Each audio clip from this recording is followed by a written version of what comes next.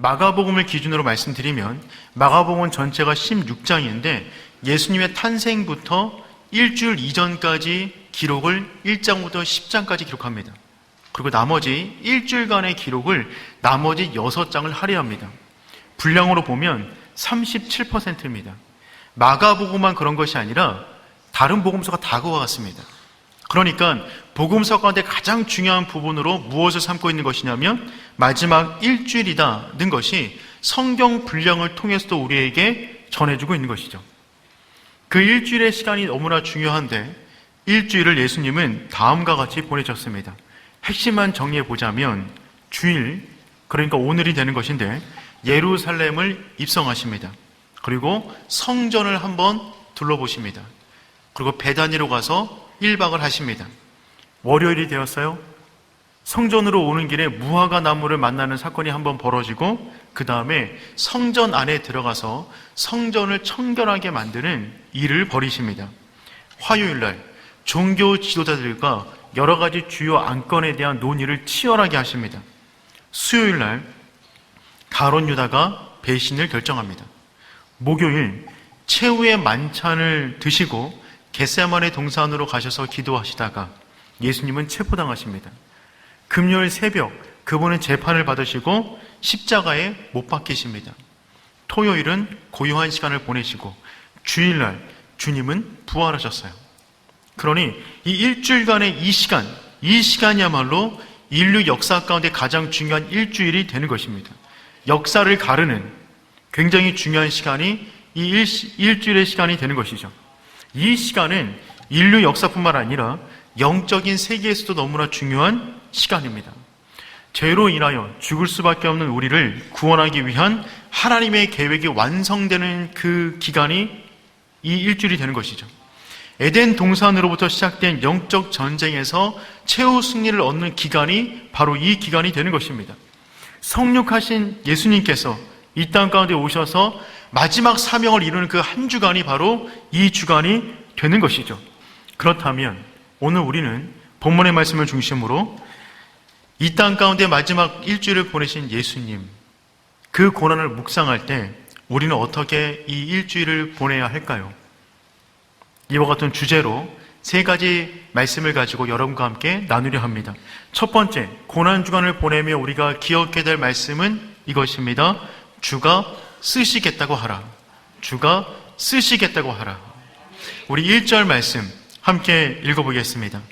그들이 예루살렘에 가까이 와서 감람산 빅베게와 베다니에 이르렀을 때에 예수께서 제자 중 2를 보내시며 아멘. 예수님의 공생의 시작은 갈릴리에서 시작하셔서 사마리아를 통과하여 예루살렘에서 마무리 짓는 것으로 종결이 됩니다. 예수님은 지금 예루살렘을 입성하기 위하여 여리고에서 예루살렘 방향으로 가고 계세요. 여리고는 이스라엘 땅 가운데 가장 낮은 곳에 위치하고 있습니다. 그래서 해수면보다 250m가 낮아요. 반면 예루살렘은 해발 750m 고지에 있습니다. 상당히 높은 언덕입니다. 그러니까 여리고에서 예루살렘까지의 고도 차이는 1km 정도가 나는 것입니다. 그 거리를 예수님은 지금 이 구릉지대 같은 언덕을 통과하여 지금 그 위로 올라가고 계시는 것이죠. 지금 예루살렘 안에는 그 길에는 수많은 사람들이 예루살렘 성 안으로 들어가고 있어요. 보통 이 기간에는 100만 명가량의 사람들이 몰렸다고 합니다. 평상시는 10만 명 정도 모여 사는 도시인데 이 당시 6월절을 맞이하면 흩어져 있던 디아스포라 순례자들이 함께 모여서 100만 명가량이 예루살렘 성에 모여 있었습니다. 예수님은 지금 6월절을 맞이하여 예루살렘 성으로 입성하시는데 그 모습이 굉장히 흥미롭습니다. 예수님이 전체 입성하시는 모든 일정을 조율하고 계세요. 본인 스스로 계획하시고 본인 스스로 진행해 나가시는 것입니다. 마치 왕의 대관식을 왕 스스로가 준비하듯 지금 예수님은 이스라엘을 들어가기 직전에 모든 것들을 준비하고 계십니다. 예수님은 그 전에 사람들이 예수님의 정체를 알게 되면 말하지 못하도록 했습니다. 사탄과 귀신이 예수님의 정체를 말하려고 하면 말하지 못하도록 하셨어요. 자신의 정체를 계속 숨겨 오셨는데 이 순간부터는 본인이 누구인지를 대놓고 보여주고 계십니다. 즉 이제 일주일 남은 이 시점 가운데 내가 누구인지를 스스로 보여주는 방식으로 예루살렘 성을 입성하는 것입니다. 그 방식의 첫 번째는 무엇이냐면 나귀를 타고 입성하시는 거였어요. 우리 2절 말씀 함께 읽어보겠습니다. 이르시되 그리로 들어가면 곧 아직 아무도 타보지 않은 나귀 새끼가 메어있는 것을 보리니 풀어 끌고 오라. 아멘. 예수님께서 어딘가 이동하실 때 무언가를 타고 이동하신 적이 한 번도 없습니다. 항상 걸어 다니셨어요. 그런데 이 부분에 있어서는 갑자기 나귀 새끼를 가지고 오라라고 말씀하시는 것입니다. 지금 있는 백바게에서 예루살렘까지 거리는요, 직선거리로 1.5km 됩니다. 그러니까 짧은 거리예요. 걸어서 가더라도 한 20분에서 30분이면 갈 수 있는 거리가 바로 이 거리인데 예수님은 굳이 마을에 내려가서 나귀를 찾아오면 그 나귀를 타고 들어가겠다고 말씀하십니다. 실은 그 시간보다 직접 걸어가는 것이 더 빠를 것입니다. 그럼에도 불구하고 예수님께서는 의도적으로 나귀를 타고 들어가겠다고 말씀하시는 것입니다. 이 부분은 성경에 이미 예언이 되어 있었던 말씀이 되는 것입니다. 스가랴서 9장 9절 말씀 우리 함께 읽어보겠습니다. 시온에 따라 크게 기뻐할지어다 예루살렘에 따라 즐거이 부를지어다 보라 내 왕이 내게 임하시나니 그는 공의로우시며 구원을 베푸시며 겸손하여 나귀를 타시나니 나귀의 작은 것 곧 나귀 새끼니라. 아멘. 스가랴서는 장차올 메시아가 공의로우시며 구원을 베푸시는 메시아이신데 그분은 너무나 겸손하셔서 나귀 새끼를 타고 입성한다고 예언하셨어요. 지금 예수님은 그 예언을 따라서 나귀 새끼를 타고 입성하시는 것입니다. 그리고 그 출발로서 주님께서는 무엇을 말씀하시는 것이냐면 주가 쓰시겠다고 하라라는 말씀을 통하여 제자도 주인도 나귀도 순종하도록 만든 것입니다. 사랑하는 성도 여러분, 고난주간을 맞이한 우리가 첫 번째 품어야 될 말씀이 있다면 바로 이 말씀이 되는 것입니다. 주가 쓰시겠다고 하라. 주가 쓰시겠다고 하라. 우리를 사용하기를 원하시는 그 분은 주님이세요. 메시아이십니다. 구약으로부터 예언되었던 죽어있는 모든 영혼들을 살리시는 그분이 우리의 주님이 되어주시고 그분은 지금 우리를 사용하기를 원하시는 것입니다. 주가 쓰시겠다고 하라라고 했을 때 나귀의 입장에서 맨 처음 경험한 것은 무엇이냐면 묶인 것에서 풀려나는 것입니다. 어떤 사람이든지 간에 주님께서 쓰임받는 모든 사람이 첫 번째 경험하는 것은 무엇이냐면 묶여있는 곳에서 자유함을 얻게 된다는 것입니다. 주님께서는 이 일을 위하여 이 땅 가운데 오신 것입니다. 죄와 사망에 묶여있는 우리, 죽음의 공포와 상처와 눈물과 아픔에 넘어져 있는 우리, 그 가운데 매여있는 우리를 진리 안에 자유한 생명을 주기 위하여 그분이 이 땅 가운데 오신 줄 믿습니다. 두 번째, 종려나무가 아닌 십자가를 붙잡는 것입니다. 예수님은 예루살렘을 입성하기 전부터 이미 유명 인사가 되어 있으셨어요. 사람들은 예수님을 향한 기대치가 정말 한껏 올라갔습니다. 바로 조금 전에 죽은 나사로까지 살리셨어요. 그래서 많은 사람들이 예수 그리스도를 비범한 본으로 바라보고 있었습니다. 그런데 그 예수님이 지금 나귀를 타고 입성하시는 것입니다. 이때 수많은 유대인들은 그 광경을 바라보면서 그 전에 본인들이 알고 있었던 말씀과 오버랩이 되었을 것입니다. 그 모습을 보면서 이 예수가 구약에서 말하고 있던 그 메시아구나 는 것을 사람들은 알게 된 것이죠. 그 사실을 깨닫자 사람들은 본인들이 할 수 있는 최고의 경배의 모습으로 주님을 맞이합니다. 7절 말씀 읽어보겠습니다. 나귀 새끼를 자기들의 겉옷을 그 위에 얹어 놓음에 예수께서 타신. 아멘. 나귀의 안장이 없다 보니까 사람들이 자신들의 겉옷을 벗었어요. 그리고 안장 삼아 나귀 위에 겉옷을 두른 것입니다. 예수님이 그 위를 타셨어요. 사람들이 또 겉옷을 벗더니만 예수님이 걸어가는 길 가운데 그 겉옷을 깔아놓기 시작합니다. 그리고 나무가지를 베어다가 그 옷과 나무가지 사이에 길을 만들어서 주님으로 하여금 그 위를 걸어가게 만들었어요. 8절 말씀 읽어보겠습니다. 많은 사람들은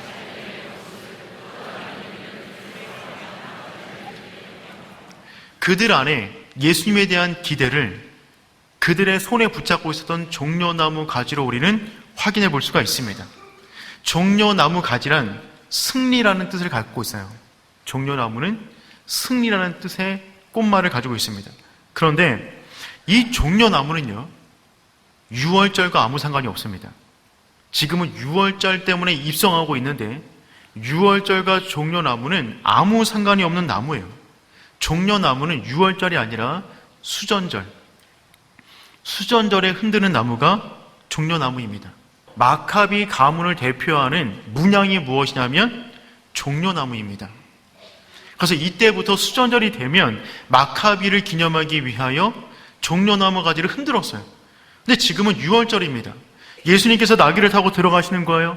그 모습을 바라본 사람들이 나오더니만 갑자기 종려나무 가지를 흔들기 시작했습니다.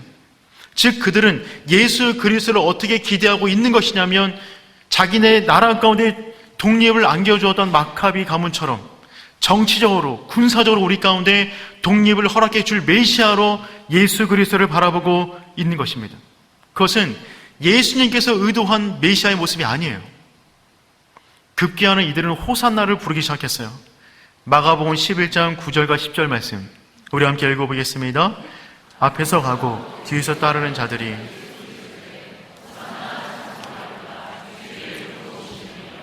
찬송하리로다. 우리 조상 다윗의 나라여 가장 높은 곳에서 호산나 하더라. 아멘. 이들은 종려나무 가지를 흔들면서 호산나를 외쳤어요. 호산나는 지금 우리를 구원하소서 라는 의미가 됩니다. 즉 이들은 지금 예수 그리스도를 향하여 마카비 같은 절대적인 힘을 갖고 있는 군사적 왕으로 여긴 것입니다. 우리를 구원해 주옵소서, 정치적으로 독립을 시켜달란 말입니다. 그런데 이 말은 로마의 압제 가운데 해서는 안 되는 금기어였어요. 우리를 구원해 주셔서, 이 말은 무슨 말이냐면 로마와 싸워서 독립을 이뤄 달라는 말이니 이 말은 반역과 같은 말입니다. 지금 예수님을 향하여 자신들의 욕망이 만들어낸 왜곡된 예수 앞에 자신들의 욕망을 쏟아놓고 있는 것입니다. 이때 우리는 고난주간을 보내며 두 번째 사실을 기억해야만 합니다. 우리 손에 붙잡고 있는 모든 종려나무 가지를 내려놓고 오직 십자가만 붙잡는 것입니다. 종려나무 가지는 예수의 허상을 대표하는 것입니다. 예수님은 그런 일을 하기 위해서 이 땅 가운데 오시지 않았어요. 본인들이 원하는 예수, 본인들의 승리를 위한 나뭇가지를 흔들 뿐이라는 말입니다. 예수님은 이 땅 가운데 영원히 죽을 수밖에 없는 우리를 구원해 주기 위하여 십자가를 지시고 이 땅 가운데 들어오셨습니다.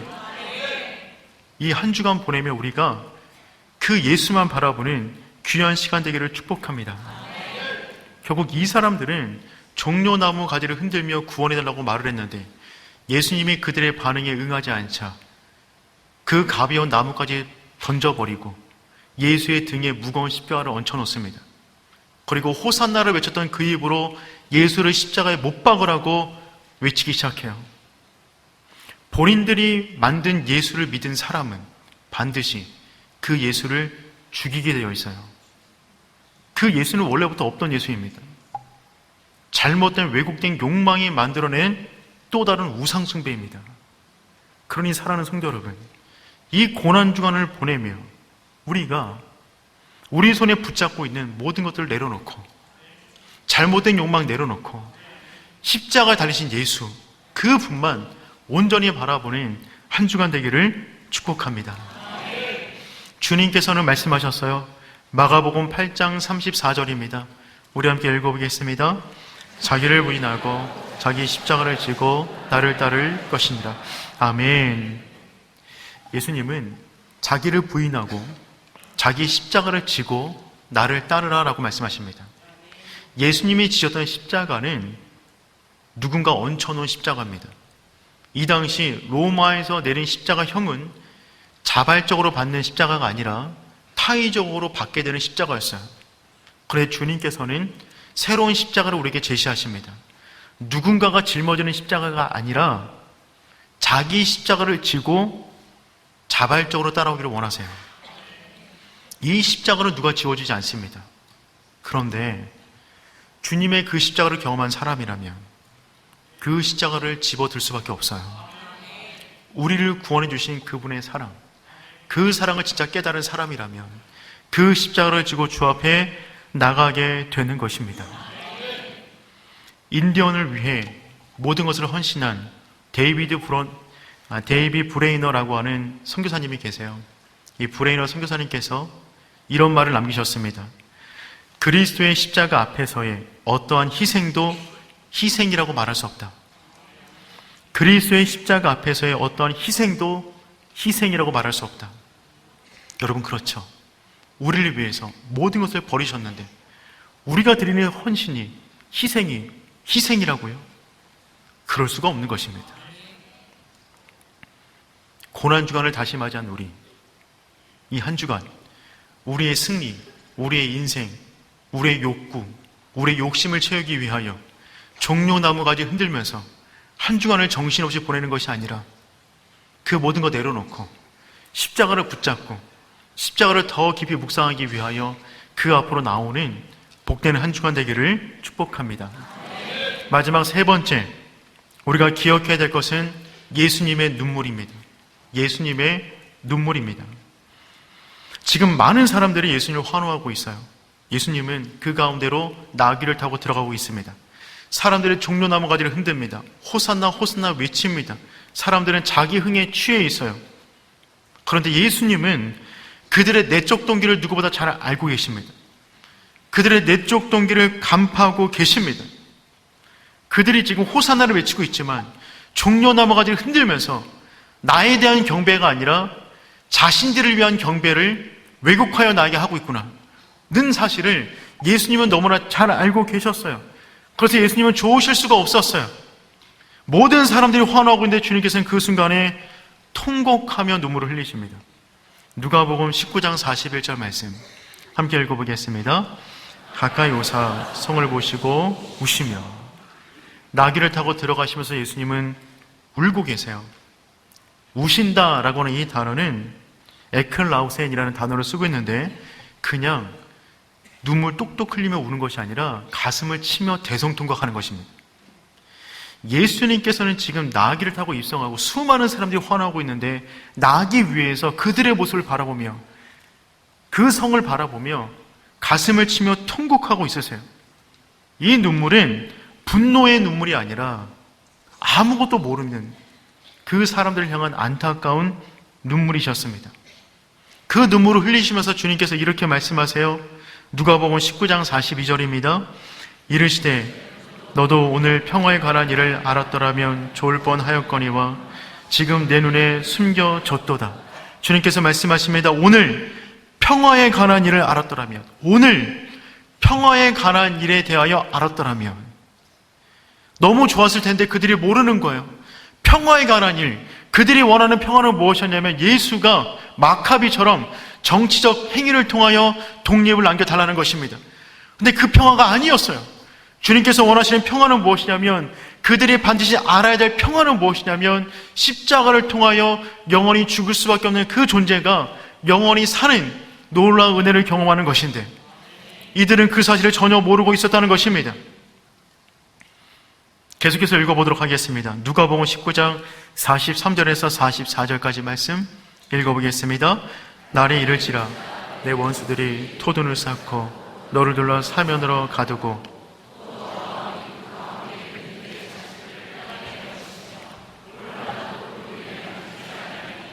이는 내가 보살핌 받는 날을 알지 못함을 인함이니라 하시니라. 주님께서 연이어 말씀하십니다. 지금 너희들이 정치적인 독립을 원하고 있지만 주님께서 말씀하세요. 돌 위에 돌 하나도 남김없이 다 무너질 것이다. 예수님께서는 그들의 내면의 잘못된 동기를 보셨어요. 또 하나, 그들의 미래를 보시는 것입니다. 예수님은 모든 걸 다 보고 계세요. 그런데 그들의 미래를 바라보니까 AD 70년 얼마 안 남았어요. 로마의 티토 장군이 이 성에 도착하여 예루살렘 전체를 초토화시켜버립니다. 나라가 멸망돼요. 지금 사람들은 당신이 마카비처럼 우리에게 독립을 주십시오 라고 말을 하고 있지만 그들의 미래를 바라보니 얼마 안 있어 이 성 전체가 무너질 것인데 그들이 지금 이 사실도 모른 채 자신들의 흥에 취해서 십자가를 바라보지 못하니 그 안타까운 마음에 지금 주님께서 눈물을 흘리고 계시는 겁니다. 너희들이 진짜 원하는 평화, 너희들이 진짜 가져야 될 평화는 그런 것이 아니라 너희 영혼을 위한, 너희 인생을 향한, 영원을 향한 평화를 얻어야 된다. 그 안타까움에 지금 눈물을 흘리고 계신 것이죠. 그런 예수님의 마음은 이 순간에 정말 복잡하셨어요. 자신을 향하여 화나고 있지만 그들은 허상이 예수에게 외치고 있는 것이었습니다. 왕이라고 외치고 있지만 곧 있으면 죽일 듯 달려들 것입니다. 정치적으로 독립을 원하지만 몇 년 지나면 나라는 완전히 초토화될 것입니다. 이들은 포기할 수 없는 하나님의 자녀인데 이들은 지금 생명이신 예수 그리스도를 거부하고 있는 것입니다. 그 가운데 예수님은 통곡하며 울고 있는 것이죠. 한 구절 더 보겠습니다. 누가복음 19장 44절 하반절입니다. 이는 내가 보살핌 받는 날을 알지 못함을 이냐미니이다 하시니라. 아멘. 이는 내가 보살핌 받는 날을 알지 못하기 때문이다. 보살핌을 받는 날, 그 날이 언제냐면 지금이에요. 지금 내가 너희들에게 진짜 너희들의 영혼을 보살피기 위하여 나귀를 타고 나의 정체를 드러내며 너희 가운데 다가가고 있는데 너희들은 그 날을, 이 날이 아니면 너희들은 죽을 수밖에 없는데 그 날을 지금 허비하고 있다는 것입니다. 여기서 말하고 있는 보살핌을 받는 날, 그 날을 원어로 보면 카이론이라고 되어 있어요. 이 카이론에서 카이로스라는 단어가 나왔어요. 카이로스는 그냥 시간이 아니라 일상 시간 가운데 특별하게 하나님의 은혜가 임하는 날을 말하는 것입니다. 바로 이 날, 바로 이 날. 내가 주일 예루살렘 성을 입성하고 있는데 곧 있으면 내가 금요일날 십자가를 질 텐데 너에게 주어진 날이 며칠 안 남았는데 이 날을 너희가 허비하고 있으니 예수 그리스도께서 그 모습을 바라보며 통곡하며 우시는 것입니다. 사람들이 깊은 영적 무지에 빠져 있는 거예요. 의미 있는 시간들이 그들 눈앞에 다가왔는데 그 시간의 의미를 모른 채 다른 나무 붙잡고 다른 승리를 말하고 있는 것입니다. 사랑하는 성도 여러분, 예수님이 흘렸던 그 눈물이 우리를 향한 눈물이 아니기를 소망합니다. 그리고 우리 안에 또 다른 눈물이 하나 일어났으면 좋겠어요. 우리 영혼을 향한 눈물입니다. 내 식어진 십자가 사랑을 향한 그 눈물이 회복되는 복된 한 주간 되기를 소망합니다. 이 한 주간 우리가 어떻게 보내야겠습니까? 세 가지 말씀을 나누었어요. 주가 쓰시겠다고 하라. 이번 한 주간 살아갈 때 그 나귀가 주님의 십자가 길에 작은 거리에 쓰임받았는데 우리 인생 역시 주님의 그 십자가 길에 작은 부분이라도 쓰임받게 하여 주시옵소서. 주가 쓰시겠다고 하라. 주님께 쓰임받을 때 내 손에 쥐고 있는 나의 욕망, 잘못된 것, 종려나무 다 내려놓고 오직 십자가를 지고 주님을 따르는 복된 한 주가 되게 하여 주시옵소서. 그럴 때 내 영혼 가운데 눈물이 회복되기를 원합니다. 첫사랑을 잃어버려 십자가 얘기만 남아도 예전에는 눈물을 펑펑 흘렸는데 이제는 그 눈물이 사라져 아무것도 느끼지 못하는 우리의 심령, 가장 안타까운 심령입니다. 주님께서 죽어가는 영혼들을 향해서 눈물 흘리셨는데 식어져 버린 나의 영혼을 향한 그 눈물을 회복할 수 있는 복된 한 주간 되게 하여 주시옵소서.